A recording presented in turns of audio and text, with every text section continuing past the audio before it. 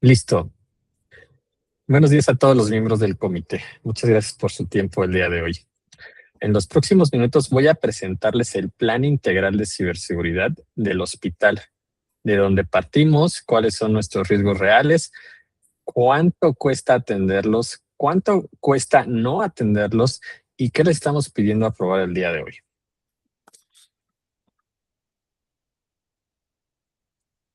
Empecemos por lo que somos. Este hospital opera 150 camas, 40 de ellas de terapia intensiva, 12 quirófanos inteligentes, más de 60,000 urgencias al año y un cuerpo de más de 400 especialistas. Y hay un dato que define todo lo demás. Entre el 75 y el 80% de nuestros ingresos llega a través de convenios con aseguradoras que exigen evidencia de protección de datos. Nuestra conclusión central del diagnóstico es sencilla: no nos falta tecnología, nos falta gobierno. Tenemos cirugía robótica, dispositivos médicos conectados, inteligencia de negocios, IA clínica, pero todo eso opera sobre un gobierno de ciberseguridad todavía en desarrollo. El sector salud trabaja en niveles de madurez 1 a 2, mientras que la banca opera en nivel 4. La pandemia y la digitalización ampliaron nuestra superficie de ataque más rápido de lo que crecieron nuestros controles. Esa madurez desigual es la brecha que este plan viene a cerrar.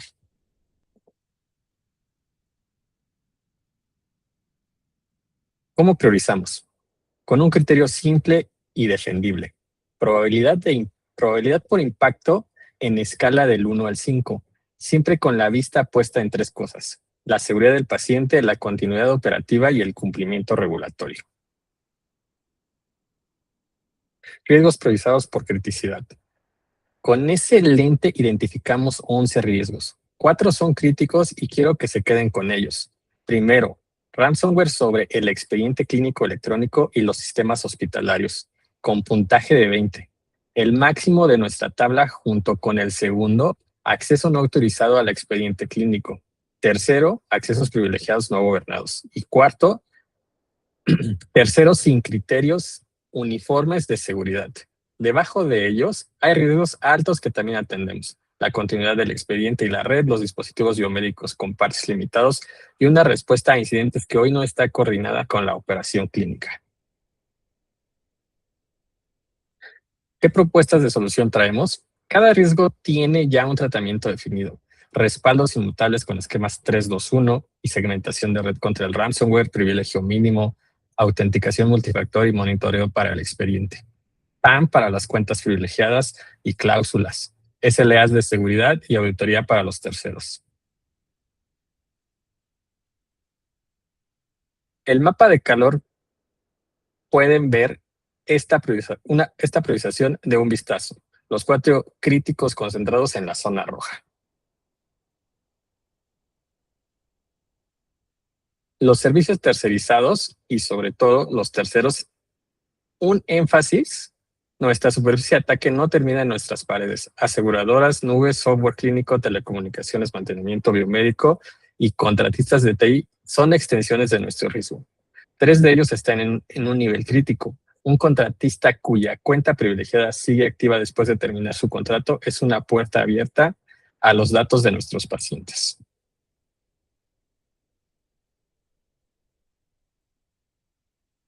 Métricas vinculadas al negocio. Este plan no pierde confianza ciega, pide medición. Definamos indicadores en 3 niveles. En el estratégico, para este comité y el consejo, disponibilidad del expediente clínico de al menos 99.99%, cobertura total del MFA en sistemas críticos, 0 incidentes de seguridad, 1 por trimestre y el 100% de terceros críticos evaluados. En el operativo, detectar en menos de 24 horas, contener en menos de 4, 0 vulnerabilidades críticas sin parche por más de 30 días y respaldos verificados al 100%. Y en cumplimiento, políticas revisadas cada año y al menos 95% del personal capacitado.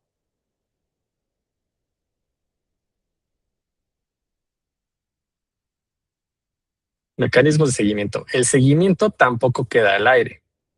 Tablero ejecutivo mensual, reporte trimestral al Comité de Ciberseguridad y Riesgos, reporte semestral al Consejo, auditoría anual del sistema de gestión y un simulacro anual de respuesta a incidentes con participación clínica.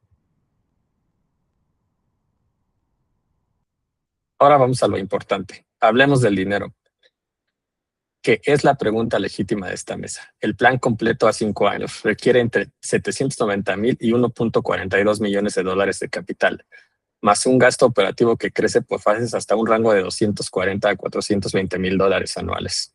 El benchmark del sector indica que hospitales como el nuestro destinan entre 8 y 10% de su presupuesto de TI a la seguridad. Nosotros estamos aproximadamente en 6%. No proponemos un salto, proponemos una escalada progresiva. ¿Y por qué conviene? Por el retorno de la inversión en seguridad. Solo el escenario de ransomware costaría entre 1.5 y 5 millones de dólares por incidente, con una probabilidad anual del 35 al 40%.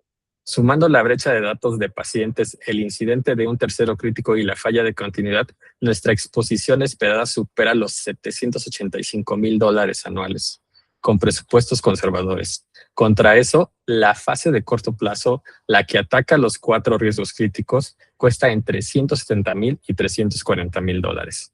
Incluso si solo redujera el riesgo a la mitad, el retorno es positivo desde el primer año. Y si alguien duda que esto pasa en la vida real, Challenge Healthcare 2024, más de 2.400 millones de dólares en pérdidas por un ransomware que entró por una cuenta sin MFA. El plan también asume que algún incidente ocurrirá y por eso define cómo responder. 4 niveles de severidad con escalamiento claro, desde el registro simple hasta el comité de crisis y el consejo. Un principio operativo de aislar antes que pagar para preservar evidencia y la activación de un código blanco clínico. Hacia afuera, la comunicación la coordina jurídico, el INAI, a los titulares afectados, a las aseguradoras y a las autoridades, conforme a la ley y a nuestros contratos. ¿Qué ganamos con todo esto? 7 beneficios concretos. Seguridad del paciente, porque en un expediente disponible e íntegro reduce la ceguera clínica y los errores médicos. Continuidad que pasa de días a horas, cumplimiento de la Ley Federal de Protección de Datos Personales en posesión de particulares y la NOM 004 con evidencia auditable. Confianza en pacientes, aseguradores y reguladores, que es la vigencia misma de nuestros convenios, una cadena suministro gestionada, decisiones de inversión informadas por riesgo y una cultura donde 1,200 colaboradores dejan de ser el eslabón débil y se convierten en la primera línea de defensa. Termino. Este plan es escalable. Nos lleva de madurez 1.2 a la 3.4 con NIST Cybersecurity Framework e ISO 27001 y de una postura reactiva a una proactiva con detección continua, Zero Trust y gobierno de IA clínica. Lo que pedimos hoy a este comité son 3 decisiones. Aprobar la fase de corto plazo que atiende los 4 principales riesgos, construir formalmente el Comité de Ciberseguridad y Riesgos y adoptar el apetito de riesgo institucional. Todo lo demás se decidirá fase por fase, con los KPIs sobre la mesa. La pregunta ya no es si el hospital debe hacer esto, si no lo hacemos de forma planeada y por fases o de forma reactiva y mucho más cara después de un incidente. La ciberseguridad de este hospital no es un tema de computadoras. En seguridad, es seguridad del paciente, continuidad y confianza. Les pido su aprobación. Muchas gracias.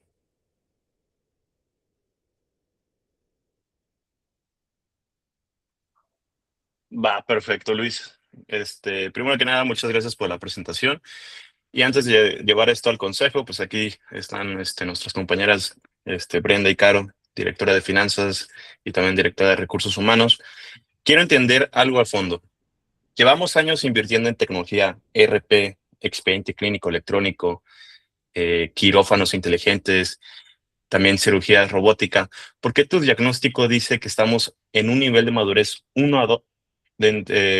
1 a 2 en ciberseguridad. ¿No suena un poco contradictorio? Gracias, José Luis y comité. Muy buena pregunta. No es contradictorio, es la brecha central del documento. Nuestra madurez digital es avanzada, pero nuestro gobierno de seguridad está en desarrollo. Hoy tenemos inventario consolidado de activos críticos. No tenemos inventario consolidado de activos críticos, ni clasificación formal de información, ni un registro de riesgo con propietarios definidos. El sector salud en Latinoamérica promedia niveles 1 y 2, mientras que la banca opera en nivel 4. La pandemia amplió nuestra superficie de ataque. Telemedicina, dispositivos conectados, integraciones con aseguradoras. Más rápido de lo que maduró nuestra seguridad.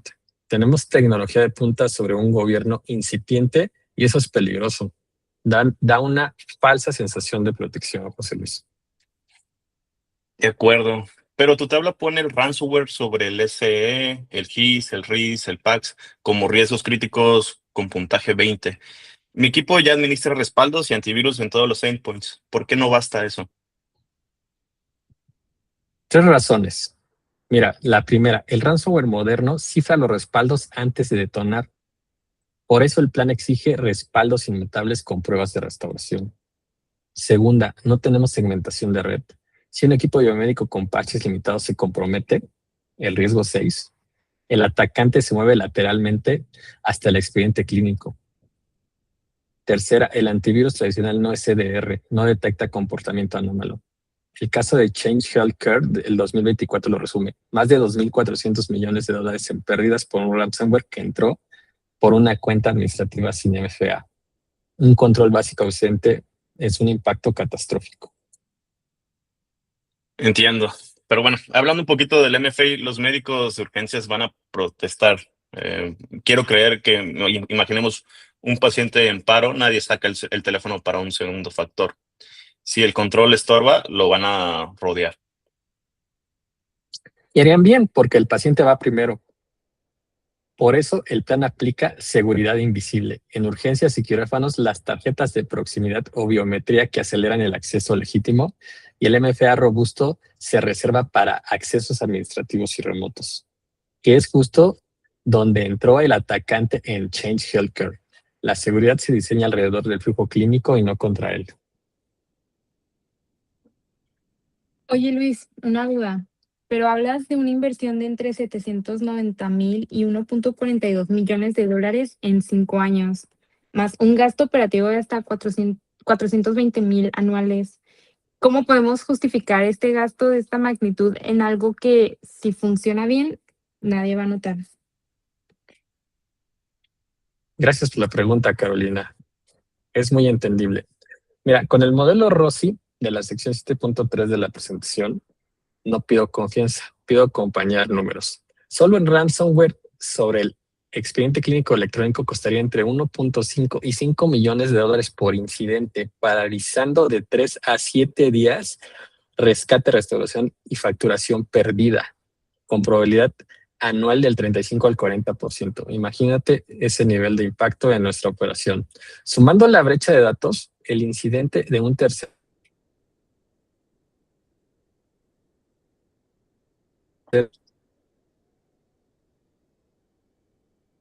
cuatro riesgos críticos cuesta entre 170 y 340,000. Aún así, solo redujera la probabilidad a la mitad. El retorno es positivo desde el primer año. Ok, pero ¿y esas probabilidades de dónde salen? No sé, siento que podrían estar algo infladas y no me dan seguridad. Entiendo, es una objeción legítima y por eso el documento usa benchmark externos, no estimaciones mías. HIMSS, ENISA, Microsoft, Forrester, Gartner, que ubican el sector salud como objetivo primario de ataques. Otro dato, el benchmark para hospitales de alta especialidad es destinar del 8 al 10% de presupuesto de TI a seguridad. Nosotros estamos pidiendo solo el 6%, caro. No propongo un gasto extraordinario, sino escalar por fases hacia el estándar del sector. Ok, Luis, entonces ya solo una última duda. ¿Qué pasaría si el consejo solo aprueba la mitad? ¿Qué tendríamos que eliminar? El plan está priorizado para eso. Lo intocable es el corto plazo. IAM, PAM, MFA, EDR, respaldos individuales, segmentación inicial y gestión de terceros.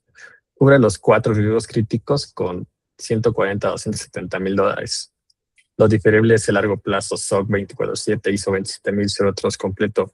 Pero diferir eso no es cancelar, es aceptar formalmente más riesgo por más tiempo. Y esa aceptación debe quedar documentada en el apetito de riesgos que apruebe este consejo. Ok, Luis, cambiemos un poquito, giremos esto hacia el tema de gente. Dices que el personal debemos de dejar de ser el eslabón débil para pasar a ser la primera línea de defensa. Tenemos más de 1,200 colaboradores, 400 médicos, un área de urgencias que no para, está corriendo constantemente. ¿Cómo vamos a capacitar a toda esta gente sin parar la operación y sin que los simulacros que se puedan hacer, por ejemplo, de phishing, se sientan como que trampas para la organización? Claro, entiendo tu preocupación, Brenda. No lo haríamos con cursos genéricos de 2 horas. Son microcápsulas de 5 a 10 minutos por rol, integradas a los ciclos de que RH ya administra. La enfermera de unidad de cuidados intensivos necesita reconocer un phishing y saber qué hacer si el monitor se comporta raro. No un diplomado en criptografía, obviamente. Y en los simulacros, la métrica no es cuánta gente cayó, sino cuánto reportó. Quien cae recibe formación inmediata y privada, sin reporte a su jefe. Quien reporta se reconoce. Una cultura punitiva me garantiza enterarme tarde de un incidente y en un hospital tarde se mide en pacientes. Ok, me queda claro, Luis. Otra pregunta más.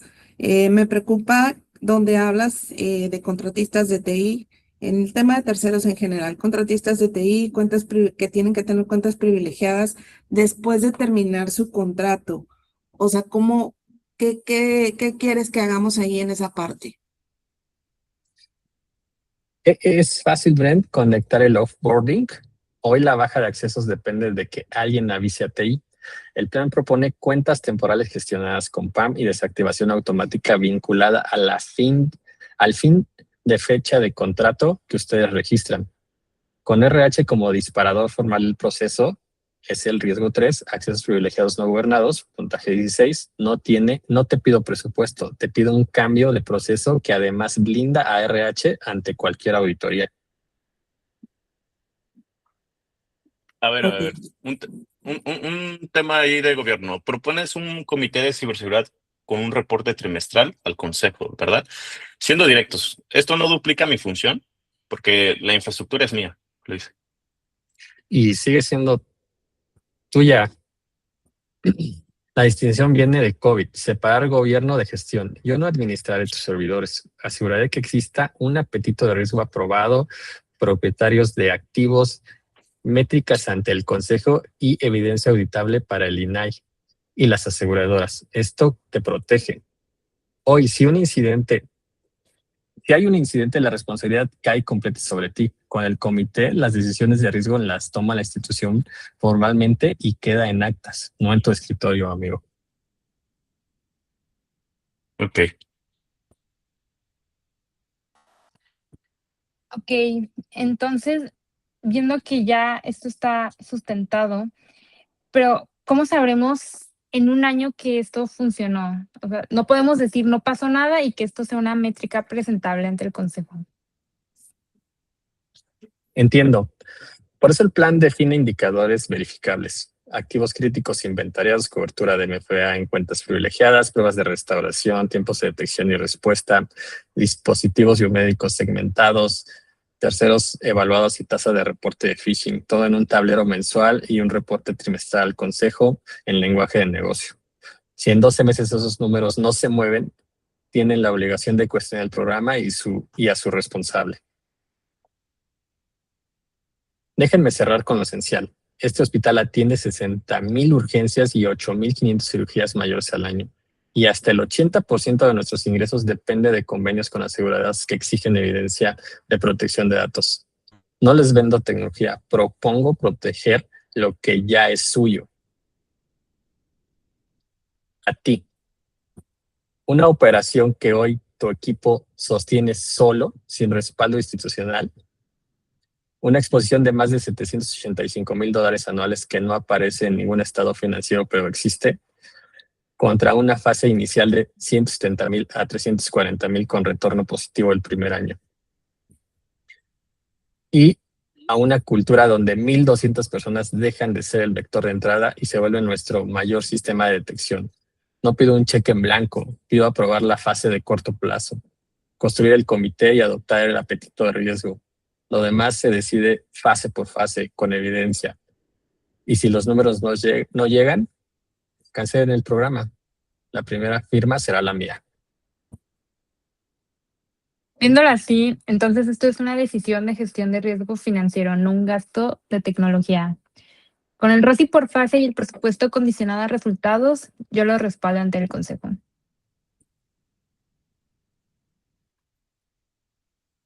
Pues mira, la separación entre gobierno y operación ya me quedó clara y llevo 2 años pidiendo que el riesgo deje de recaer solo en mi área. Así que cuenta con TI. Preparo contigo el inventario de activos críticos para arrancar. Ok, a mí la verdad me convenció el enfoque de formar y capacitar a la gente en lugar de sancionarlos o castigarlos, y los controles que respetan el flujo clínico. Me comprometo contigo, Luis, a tener listo el offboarding automático y a integrar las microcápsulas al plan anual de capacitación como iniciativa en conjunto contigo, ¿no? RH y ciberseguridad. Ok, entonces, firmemos los 4, la recomendación conjunta al Consejo, fase de corto plazo, comité y apetito de riesgo, con revisión de resultados a los 12 meses, ¿cómo ven? Lo segundo, si quieren yo puedo agendar el punto en la sesión del próximo mes y sugiero, Luis, abrir con el caso de Change Healthcare, porque pues, es un claro ejemplo, nada convence más rápido que ver lo que cuesta no hacer nada, ¿no? Muchas gracias, comité. Tendrán el paquete completo antes del viernes. Hoy la ciberseguridad dejó de ser un problema de TI y se convirtió en una decisión institucional. Eso por sí solo ya nos hace más seguros que ayer. Muchas gracias.